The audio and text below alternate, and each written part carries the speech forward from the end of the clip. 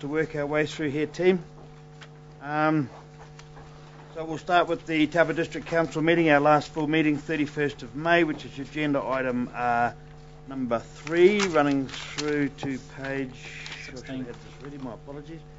3/16. Are there any amendments to the minutes or corrections, spelling mistakes or anything before I call for a mover and a seconder, please? There being none, I'll call for a mover. To move the minutes, Councillor Johnson, Councillor Williams. I will now put the motion. All those in favour? Aye. Carried. Any matters arising or discussion from these minutes of the last meeting? There's a small one I've got here, page 3/6. I'm just raising this as matters arising. On Thursday, because of the resolution here, that J.R. Wade Construction were appointed the new wing at Waiora House. We have a sod turning ceremony on Thursday at 2 o'clock, Councillor John? 1 o'clock, 2 o'clock. I don't know the actual time. But I think it's 2 o'clock Thursday. 1 o'clock. 1 o'clock, is it? 1 to 2. Exactly? 1 to 2. Okay, 1 to 2. sod turning ceremony, so it'd be great to be up there. A lot of people need to be thanked, and great to see that going. Anything further in the way of minutes arising from those minutes? There being nothing, we will move to agenda. Secondly, staying with the same agenda item, it's the SPO Council minutes held on the 23rd of May. So any amendments to these, please?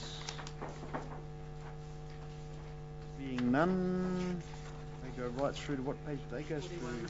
41, is it? Yeah. That's going through to page, we're actually to 42, but okay. A mover, please. Move. Councillor Downard, second. Councillor Kirk. All those in favour? Aye. Any matters arising from those minutes, please? All good. Thirdly, moving on to submissions for, this is the Seacombe Park management plan and TDC speed law bylaw, chaired by Councillor Hickling. Any amendments to the minutes before I call for a mover? There being none. Can we just note there's 2 recommendations? Yeah. Council pass into resolution. And the Page 349. 349? They're not numbered, eh? 2 resolutions. Page 349 and we're still on 3, so page 350. On page 350. Okay, do I need to read them out or just note them? Just draw them to members' attention.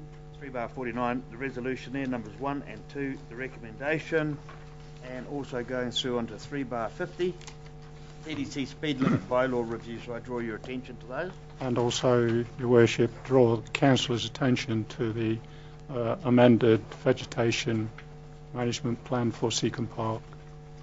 So that's all included in We'll have that. the resolution. And I'd like to move the resolution, Your Worship. Moved Councillor Hickman. Both resolutions. Both, yep.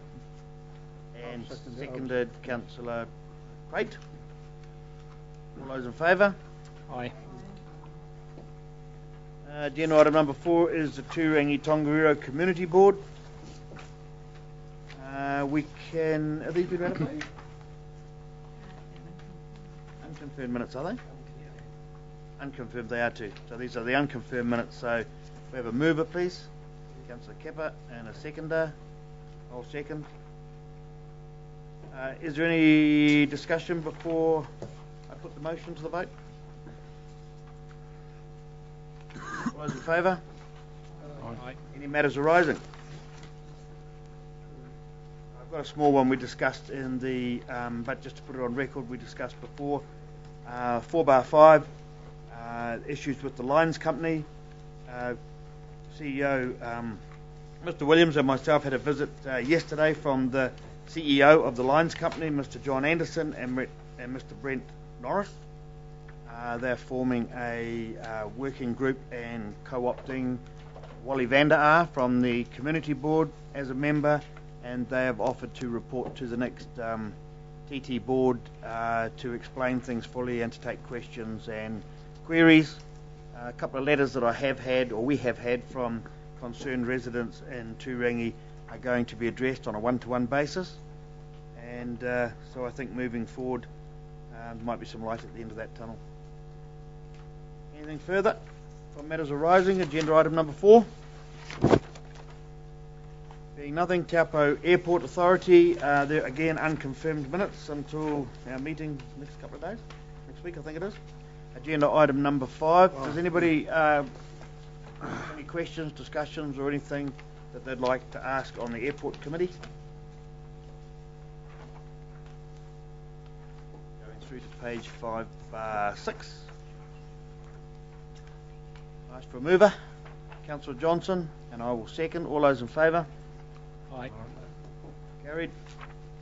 Agenda item number 6. This is Rugby World Cup 2011 committee minutes. Mr.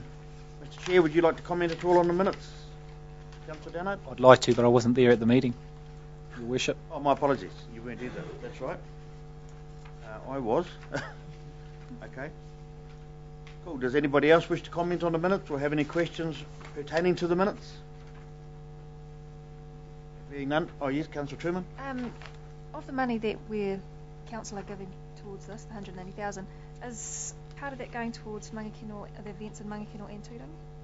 It's the whole palette of Rugby World Cup. It includes the fan zones, of which I'm not sure exactly how many are happening out there. Councillor Downard might know more, but there is a program for Mangakino in the Rugby World Cup budget. As in fan zones, yeah, but Mangakino haven't come to the Rugby World Cup committee as in any events happening that I know of.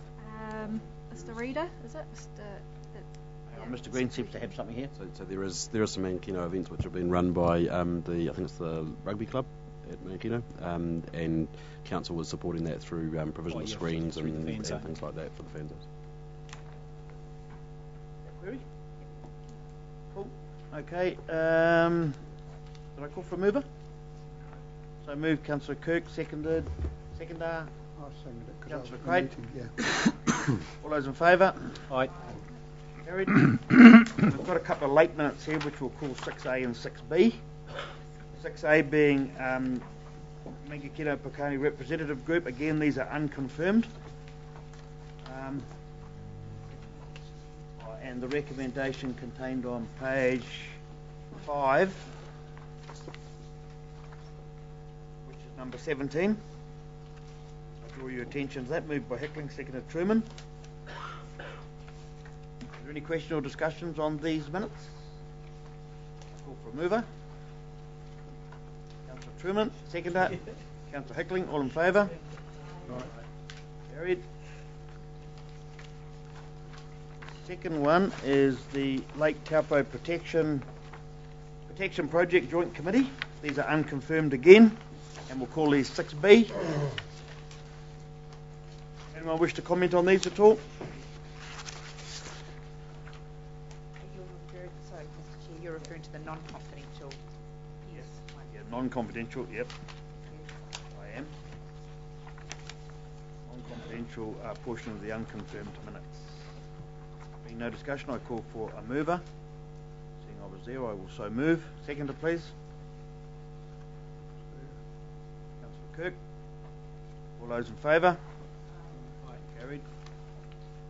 Okay, agenda item number 7. This is the lease of a reservoir site, which you have a plan attached on the first page for 2 Degrees, I believe it is, mobile phone company to increase telecom communications in our district. It has a lease payment of $7,500 per annum, which I note Mr. Ridd doesn't have a plus or minus GST, so I'm hoping it's a plus GST. It will be plus GST. It's a draft at this stage. So we want to take this as read and ask any questions, or do you want to? I'll just add a few things to the report before we start. The report was written on the basis that 2 Degrees would be presenting at the meeting. Unfortunately, we didn't have time on the agenda for that to happen. However, we do have a representative who's with us today, Mr. Brad Clark, is here representing 2 Degrees, so he will be available if if anybody has any technical questions that I can't answer, I'm sure he'd be delighted to answer them. The other thing is that the location is considered by 2 Degrees to be the lowest impact solution to provide coverage to this area, given that it's in, if you like, the backyard of a lot of properties rather than being on the street, which is really their only other option. If they can't locate the antenna on the reservoir site, then they'll be forced to look at locations on lampposts in the street, which they can do as of right, which would put the antenna a lot closer to people's houses and a lot more visible. It's something they don't want to do. They don't see it as a good option, but it's something that they would have to consider if they can't have the use of this site on Tamatea Reservoir. And thirdly, there is a possibility, as far as consultation goes, that the resource consent application for the antenna may not require any public consultation at all, due to the effects of the 0.5 metre lightning rod on top of the antenna, which tips it from being permitted to restricted discretionary, being considered less than minor. So the RMA process may not result in any public consultation being required at all. Okay, well, thank you very much, Ms. Rawley. I'm sure the RMA Act will sort that part of it out and we'll go with the flow there. I'm quite happy if any gentlemen from 2 Degrees wish to address the council. They may do so if they wish.